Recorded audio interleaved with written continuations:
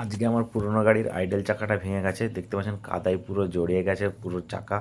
এবং এর জন্য আরও প্রবলেম হচ্ছে, এবং দেখতে পাচ্ছেন এখানে বিয়ারিং টিয়ারিং কিচ্ছু নেই, সব ভেঙে বেরিয়ে গেছে। এবং এটা সত্ত্বেও আমি চালাতে বলছিলাম, এই অবস্থাতে চালাতে আরও ক্ষতি হয়ে গেছে, এবং পুরো চাকা বের হয়ে চলে গেছে। এবং এই দেখতে পাচ্ছেন চারদিকে কাদা ছাড়ানো হয়েছে, এবং ভিতরে কাদায় এত জাম হয়েছে, ওধারের যে ছোট রোলার চাকাটা আছে উপরে, যেটা চাকাটাকে উপর দিকে চাগিয়ে ধরে থাকে, সেটারও বিয়ারিং ভেঙে গেছে।